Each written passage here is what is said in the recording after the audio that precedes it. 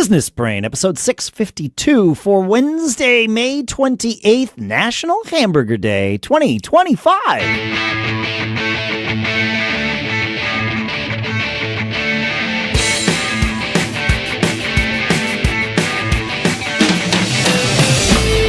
Folks, and welcome to Business Brain. Welcome back to Business Brain, the show where we take some ideas, we crunch them, we dissect them, we use them to tune our business brains so that each and every one of us can keep on living that charmed life we love so much. Speaking of charmed lives, our sponsors this week are NordLayer. We're at nordlayer.com/brain, and code BRAIN gets you 22% off with the URL and another 10% off with the code. So you got to check that out. And shopify.com/businessbrain, where you can sign up for your $1 per month trial period. We'll talk more in depth about those in a little bit. For now, here in Durham, New Hampshire, I'm Dave Hamilton. And back in Lafayette, California, I'm Shannon Jean. That's right. Welcome back to Business Brain, Shannon. Thanks, man. Yeah. You weren't ever gone from the show, obviously, because we recorded before you left. 2 weeks of no recording. It's kind of weird. It is weird. Yeah. This was the first trip I think I've taken in about a decade where even though I was posting online, I really did disconnect and had moments. There's a whole thing where we could dissect what you just said. I was posting online, but I disconnected. But we're going to let it. I'm going to let it go. But I only really posted about the trip. Oh, okay. All right. I see what you're saying. I see it sort of. I only shared my, that kind of stuff and things that I was enjoying, all that kind of stuff. Sure. But there were times where I was not sure what day it was. So I think that's always love a good that. thing. I love when that happens. Yeah, that's great. Yeah. And I had a lot of observations on this. Yeah, it is very, very for me. I had a number of observations on this trip. I'm still putting them all together, but a couple of things that stood out that I thought would be interesting to talk about with our viewers. And one of which was this concept of the dichotomy between, first time going to a Caribbean country. I went to St. Lucia. Got it. It was beautiful. People are awesome, wonderful, super friendly, everything else. But I don't know if other Caribbean countries are like this. Maybe they are. Some are, probably some aren't. But there is a lot of poverty. Yes. And then a lot of wealth. Yes. Right? And as you're cruising through these tiny little towns, which you can see people live very simple lives, right? Not a lot of money. And you're cruising to this fancy resort.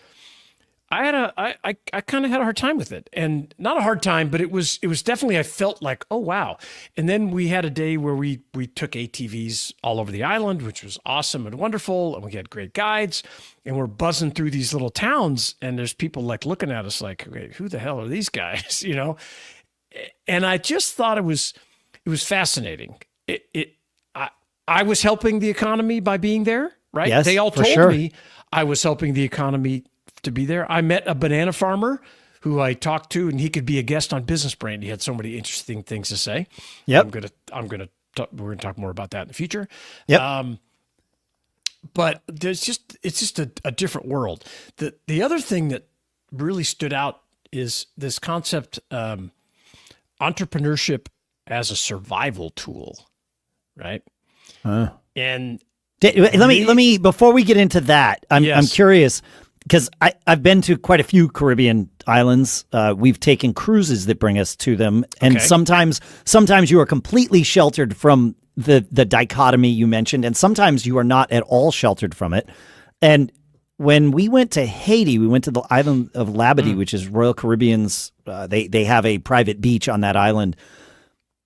They had a zip line there. It's like one of the longest zip lines in the world. It's really cool. It's like a half mile over water. It's freaking amazing. Never doing that. Yeah, it was awesome. But to get up to the top, like you landed on the beach, but to get up to the top of it, you had to go out of the sort of secure area and take a little, you were on a little bus. But there were people with machine guns along the entire path. And then we also noticed people with machine guns at the edge of the resort, kind of ensuring that, and like, there were like kids from the neighboring communities that would come closer or whatever. Mm-hmm. And then they had like a bazaar, a market, if you will. Yeah, sure. Where like these people would come and bring the things that they made or got or whatever to sell to us, the tourists. And that was one of the most intense experiences of my life. It was like a feeding frenzy, almost. But they were very thankful for us being there. I never felt unsafe. I really didn't feel unsafe with the driving up the hill with the machine guns, because I figured, if there was ever a problem, Royal Caribbean would be out of business. So that's it's just not going to happen. They pay off everybody that needs to be paid off so that this can keep happening. It's fine. It was similar in St. Lucia, where when someone came to pick you up at the hotel, at the resort to go, it was not just, grab the guy, whatever. It was like, hey, who are you? We don't recognize you. Are you on the official thing? Where are you going? We want to check. Wait, don't get in that car. We need to check this guy. It was interesting. But one night we went to a street party downtown. They had they do this every Friday night apparently, and there's a ton of people down there. Lots of tourists, but mainly locals out. It seemed like, and man, I got to tell you, I respect the hustle, and these guys and women were doing everything from selling single cigarettes out of a pack to, I got this conch out of the ocean today, and here it is, and it's $5, or what kind of drink you're drinking? My rum punch is the best, and here's this kind of thing, or I can get you a better deal over here. Hire me for a VIP thing. It was just on and on and on. That's what it was like in that bazaar. I remember they would come up to our kids and they would ask, I remember them asking my son, "What's your name?" And he told them it was fine, And they're like, "Great." And they took out some wooden toy. Like I can't remember what the toy was, but they're like, "Great, I'll carve your name on this." And they literally started carving his name on it as a way to perhaps inspire us to buy it for him. That's the hook, right? But you're right. It's entrepreneurship as a survival skill for sure. And I like I said, I was talking to all these people because I'm interested in that, right? Tell me about what do you do in your business? Oh, you're the driver and you do this. And we spent a day, went out with the guide all day and went to mud baths and all kinds of crazy stuff, waterfalls, everything. And so I met a lot of people. Everything from, like I said, someone selling a guide service, someone selling shots of rum on the side of the road, people selling chocolate bars and everything. So the thing I would say, as someone who really just, the start of my life, I won the genetic roll of the dice by being born here in the United States. No doubt about it. Born to parents that thought it was important for me to get educated and to learn new things. No problem. I had nothing that I had anything to do with it. So just a massive huge leg up, huge head start. Like correct. Inconceivable to folks living on this tiny island that are trying to make money to, buy food and to that day's food. Not just food in general. Correct. That's two very different concepts. Yes. Right. So when you start thinking in your head that everything is hard, think again. Go take a trip to one of these places. That's hard. And it just really helped reset some of my perspectives of how I even posted it. I showed a map of the U.S. I'm like, I'm headed back to this opportunity zone on the way home. And that's really what it is there is so much opportunity in front of us, so many free or low-cost tools at our fingertips to make life-changing, not even just money, but just opportunities. Yeah, life-changing opportunities. Events, right? Life-changing, right everything. There. Experiences, people that you could call, that the concept of calling someone and asking for help, that you have just over and over. And so it set me back a bit. But I as I was doing it, I realized, wow, these people, like one guy, the banana farmer, I'm like, man, you're living my vacation. Well, that's the whole Mexican fisherman concept too, right? Yeah, like there is a version of that happening, but it's not binary. by any stretch of the imagination. He was grinding and making, it takes 10 months to grow a batch of bananas. Right? I logged an idea in my to speak about on Business Brain note in Apple Notes, which already, like, talking about the privilege that we were sort of born into, like that, the fact that I can say that I did that offhandedly when it came to mind is it already comes with is a loaded thing to say. But it is exactly related to what you're talking about here. So I'm going to share that. But next, what I'm going to do is talk about our two sponsors for today. Because, look, if your business is growing fast and your tech stack looks like it was built during a caffeine-fueled weekend hackathon, congrats, you're doing it right. But now you need NordLayer, our sponsor, to keep it all secure without pulling you into IT purgatory. NordLayer is the network security platform built for modern businesses. It's your VPN, your access control, your compliance assistant, your threat shield, all wrapped into one neat toggle-ready package. You can deploy it in minutes, scale it with your team, and monitor who's doing what and from where. And it's based on zero trust, meaning you're not handing out skeleton keys to your entire castle. It's just enough access for the right people at the right time. Oh, and if you ever wanted to feel like you have a security operations center hidden inside your laptop bag, NordLayer's built-in threat detection and dark web monitoring kind of makes that happen. No cape required. Protect your business the smart way. You get up to 22% off NordLayer's annual plans at nordlayer.com/brain, plus 10% more with code BRAIN. So that's nordlayer.com/brain, code BRAIN. Stay fast, stay safe, stay charmed. And our thanks to NordLayer for sponsoring this episode. And you know that question that lives rent-free in every entrepreneur's brain? What if it actually works, right? That's the wild part, because it can. But you need the right foundation. You need our sponsor, Shopify. Maybe you're thinking, what if I don't know how to build a website? Well, Shopify gives you gorgeous templates, no coding required. What if I need to help writing product descriptions? Well, Shopify's got AI tools that'll do that with you.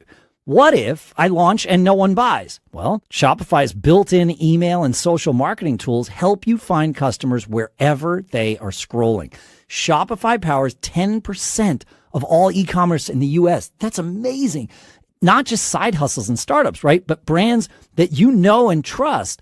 And if Shopify can help a team launch a burrito-themed sneaker line, yes, that happened, then it can definitely help you. So stop with the what ifs and start building your charmed life. Turn your big business idea into ka-ching with Shopify on your side. Sign up for your $1 per month trial and start selling today at shopify.com/businessbrain. Go to shopify.com/businessbrain. Again, shopify.com/businessbrain. Right.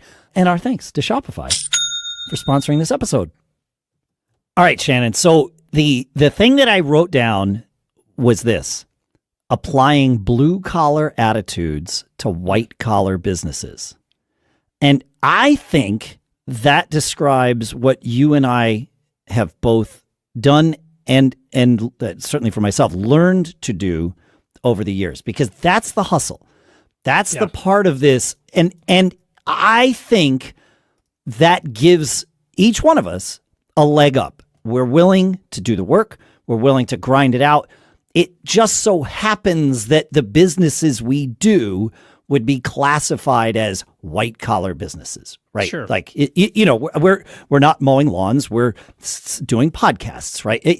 And I've done both. Like there's zero judgment here. In fact, there's respect all the way around. Really good money, and generally speaking, less stress than I've experienced on this side of with this particular collar on. But it's that mentality of what I call the blue collar mentality, which we've talked about on this show before. I'm willing to go do the work. That's Get your hands dirty. Get your hands dirty, do the work. And I think that is something that gives us both a leg up. And even to say it gives us a leg up, I think it is the thing that we've both done to be able to do what we do. Is that mentality applies here, even though we're not mowing lawns. We're doing podcasts and various other businesses. Obviously, it's not the only thing we do. But. And I would also say, I had a conversation about this earlier today about like automation, delegation, and I'm all for automation, delegation, and all that kind of stuff. But there's some power in doing it manually by yourself first. Right? 100%. Yes. It's because if you just like, I'm going to AI it or I'm going to automate it, I'm going to do it. Great, but I don't think you'll understand it as much. And like when I was having a discussion, I use this observation, like when I was selling handbags on Poshmark. I don't know anything about bags, but I know about sales. So I'm trying to learn this platform. And yes, there's all kinds of automation tools, but I was like, okay, I guess I got to follow tons of people. That's just kind of that thing up there. So I'm following. I'm using my thumb. I have fast thumbs. Yep. And I'm sitting on the couch at night, chilling out with my wife. Follow. But then I start to realize, well, who am I following? And what's the important part? And what makes it different? And who's more valuable to follow than, someone else? And so I learned this whole concept of following the right type of accounts that would ultimately become customers instead of just blatant, following for the sake of following just to get numbers up. And then I automated it, right? But you knew what you were automating. Yes, that's it. You know what you're automating. Yeah, here at Backbeat, but really every business I've ever run, we never start by automating anything. And I'm a programmer, right? So I love to build systems that will do things. And we do build systems that will do things for the business. I've talked about it a lot on here, about the various things we built. But the first thing I do generally is start with a shared Google sheet or a shared Synology Drive sheet, but a spreadsheet. Because a spreadsheet, I can start while I'm talking with you about something. I don't need to go and engineer how I'm going to code it and spend 3 days writing it or have somebody else spend 3 days writing the thing. The spreadsheet, we can just all start dumping data into it, calculations, managing. A spreadsheet's a database, right? That's really what it is. It's bad at being a database, but it's a database nonetheless. It is. Yeah, but it's a good place to start. It's a great place to start because immediately we learn what data is valuable, in what format is it valuable, how do we want to see it, how do we use this data, and then slowly we start building up, a system. And like the thing that we call Podman that sort of manages the schedules for all of our podcast ads, not just for our show, but for all the shows we rep. That started as a series of Google Sheets shared with each podcaster. And it was awful, but it got it done and it taught us what we needed so that when we went and built the system, we weren't building something that we had to throw away 2 months later because we didn't know what we wanted in the first place. And there was no friction of, we got to build this database and I'm not sure how to do it. I don't know what fields to add and who should we hire and this. It's just like, we need to keep track of this. Open Google Sheets, new, start typing. That's it. And so it is definitely anything you can do to increase the action items that you're taking to get this stuff done. And then sure, once you know it and you got it, delegate somebody who can do 75% as good as you can, which we always say here. And automation, I'm all for it. But I can tell when people have over automated and they don't really know how it works, or like I was talking to go ahead. Well, back to your point about the blue collar thing. I want to elaborate a little bit more on that. Because we always talk about simplicity here. Yes. Like the way I make money, the way I've made money for 30 years, it's very simple. Very simple. I can explain it to you in 2 sentences. maybe 3. But, that's one business. Now I have multiple businesses that do things maybe a little different, but the concept is the same. So when I ask somebody what they do, I find that the more complicated it is, I figure immediately the less money they make. Because I just feel, and maybe because I'm a simple man, no problem. I like to spend $1 and turn it into 100. It's very simple, right? That's it. That's what I do. That's maybe it. I have to spend 10, turn 100. Yeah, sure. Yeah. But spend less than you make. Yes. Right. And I've chased. I always tell clients, chase $100 bills because you can stack that up, no problem. But when it's really complicated and you're telling me all this sophisticated stuff, man, I'm just like, that's great. I'm happy for you. But how long does it take? Who are your customers? Yeah. And how much of that $100 bill gets into your pocket? Yep. Right. I want, if I paid 10 and I sold it for 100, I'm not going to get 90 in my pocket, but I'm hoping to get 70. Right. Yeah. You want to have big 50. Margins. Yeah. Big margins give you opportunity to make mistakes. I had somebody the other day, there's this concept called vibe coding. And okay, so for those of you who don't know, it's very simple. It's the idea of not writing any code yourself, but going into some AI engine, maybe it's ChatGPT or Claude or Perplexity, whatever, telling it what you want the software that has yet to be written to do. You explain it and then let it write the code. And you go take the code, you roll it out wherever you're going to do it. Maybe it vibe coded you a website, or maybe it vibe coded you something else. You roll it out, test it. It didn't work. Okay, great. And now you're essentially treating it like you're a programmer. Mm-hmm. You're the manager and it's the programmer. And I had somebody the other day saying, "Oh, vibe coding is stupid. It doesn't work at all." I'm like, I disagree, and I am living proof of this because I've written many engines in the last year that I wrote things with vibe coding before it was a term. Like I was already doing it. And I said, but here's the difference between you and me. I, prior to doing any vibe coding, spent decades writing software. Coding. Yeah. I know how to code. So when I see, when I look at the code it built, I can understand it and I can see if there's a huge flaw in the logic, and B, I know what it's like to have somebody tell me what they want built and then be the coder that builds it. So I know how to talk. I know how to be on the other side of that equation and tell ChatGPT, here's what I want you to build. And here's how I want you to structure this framework so that it does the thing we want it to do. And like that. So having done it first makes this much simpler and far more productive. But I digress. No, you're right. So I think you should embrace automation, embrace AI. We talk about it all the time, but you first need to understand how it works. And, you need to do the work. You need to get your hands dirty. I don't care what level you are. If you're the CEO, you should go down to the warehouse and say, how do you ship this? And so you can see what the people that work for you have to do. Yes. Every example you can think of, you need to get your hands dirty. Yeah. In my opinion. I think so. I know there's people that have had wild success without doing that. I don't know how to be that person. Me neither. That's okay. Yeah. We're right and they're wrong. That's right. Thanks for hanging out with us, folks. Feedback at businessbrain.show. Share your thoughts on this. Wait, tell us we're wrong. I know we're wrong, but I also know we're right. So let us know. Feedback at businessbrain.show. Keep living that charmed life, and we'll see you for Friday. On Friday. See ya.